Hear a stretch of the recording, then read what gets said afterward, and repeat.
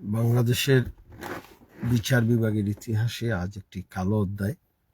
সরকার বিচারক নিয়োগ কমিশন অধ্যাদেশকে রহিতকরণ করেছেন, মানে সংসদে বিল পাশ করেছেন বিচার বিভাগের সচিবালয় এবং বিচারক নিয়োগ কমিশন আইন রহিতকরণ বিল। এর মাধ্যমে সরকার বিচার বিভাগের স্বাধীনতা নিশ্চিত করা থেকে সরে আসলো। তো আজকে পার্লামেন্টে ডিবেট হয়েছে বিচারক নিয়োগ কমিশন অধ্যাদেশ নিয়ে। এই ল মিনিস্টার তিনি বারবার বলছিলেন সংবিধান বলছে 95 আর্টিকেল, 98 আর্টিকেল, 48 3 আর্টিকেল, তিনি সবসময় সংবিধানের দুয়ে দিয়েছেন। কিন্তু যেহেতু বিচার বিভাগের স্বাধীনতা সংবিধানের মৌলিক কাঠামোর একটি অংশ, basic structure, independent and separate judiciary, basic structure of constitution.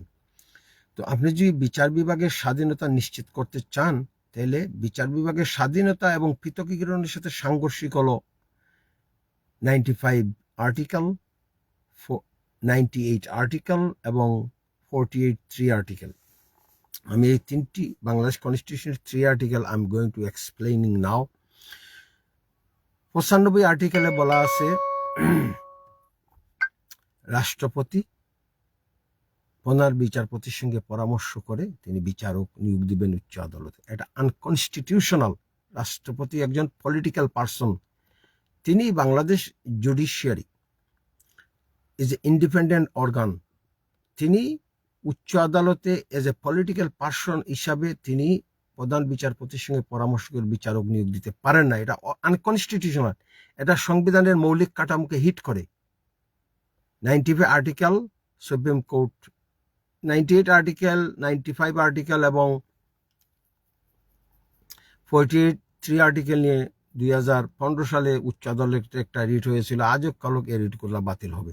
তো 95 আর্টিকেল আনকনস্টিটিউশনাল, এখানে রাষ্ট্রপতির কে বিচারক নিয়োগে রাখা হয়েছে, এটা আনকনস্টিটিউশনাল।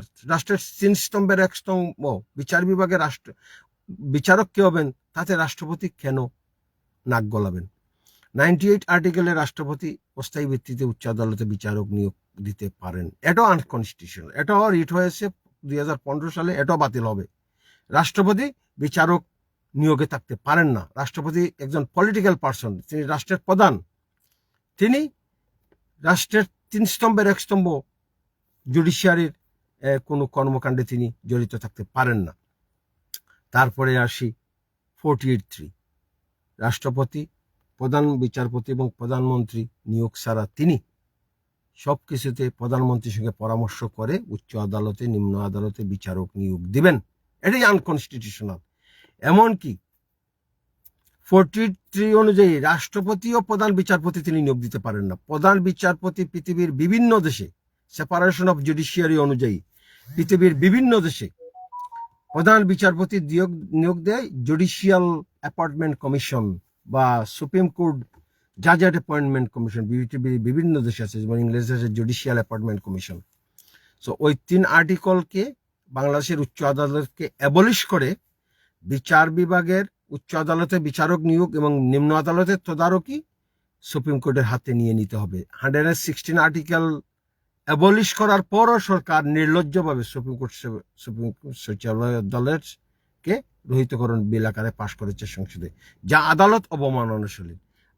116 আর্টিকেল বিষয়ে পূর্ণাঙ্গ রায় প্রকাশিত হওয়ার পর বাংলাদেশের সংসদ উচ্চ আদালতের নির্দেশনা অনুযায়ী সুপ্রিম কোর্ট সেক্রেটারিয়েটকে আইনে পরিণত করার কথা, এটা না করে উল্টা বিলকে রহিতকরণ করেছে, যা আদালত এবং সংবিধান অবমাননার সামিল। রাষ্ট্রের আইনমন্ত্রীকে, রাষ্ট্রের অ্যাটর্নি জেনারেলকে আদালত এবং সংবিধান অবমাননার দায়ে অভিযুক্ত করা উচিত। যে একটা রায় প্রকাশিত হওয়ার পর কিভাবে এই বিল সুপ্রিম কোর্ট সচিবালয়ের উদ্দেশ্যে রহিত করা হয়, কিভাবে? এটা কি রাষ্ট্র? এই রাষ্ট্রের লেজিসলেটরের এমপিরা কি অন্ধ হয়ে গেছে? এরা কি বাংলাদেশ সংবিধানের সুভেরেনিটি, সুপ্রিমেসি, এরা কি বুঝে না? বেসিক স্ট্রাকচার কি বুঝে না? 198 আর্টিকেল, 48 3 আর্টিকেল এবং 95 article against the basic structure of Bangladesh Constitution. এই ধরনের কনস্টিটিউশন, এই ধরনের আর্টিকেল বাংলাদেশ কনস্টিটিউশনে থাকতে পারে না। আনকনস্টিটিউশনাল আর্টিকেল গুলার এগুলো থাকতে পারে। এই কনস্টিটিউশনাল আনকনস্টিটিউশনাল ধারাগুলোকে উচ্চ আদালত একদিন সংশোধন করবেন এবং বিচার বিভাগের সমস্ত ক্ষমতা উচ্চ আদালত নিয়ে নেবেন তার হাতে। কে উচ্চ আদালতে প্রধান বিচারপতি হবে, সুপ্রিম কোর্টের কে বিচারপতি, এটা বিচারক নিয়োগ কমিশন ঠিক করবে। এখানে রাষ্ট্রপতি থাকার কোনো আইনগত এবং সাংবিধানিক বৈধতা নেই। তারপর আজ নির্লজ্জের মতো অ্যাটর্নি জেনারেল এই সংসদে আলোচনা করে যাচ্ছে যে সংবিধানে আছে। সংবিধানে ওই আর্টিকেলগুলো তো বাংলাদেশ সংবিধানের সুবিরিনটির বিরুদ্ধে, বিচার বিভাগের স্বাধীনতার বিরুদ্ধে দাঁড়িয়ে গেছে। এগুলো আনকনস্টিটিউশনাল, ইলিগাল আর্টিকেল। এগুলাকে অ্যাবলিশ করা হবে বাংলাদেশ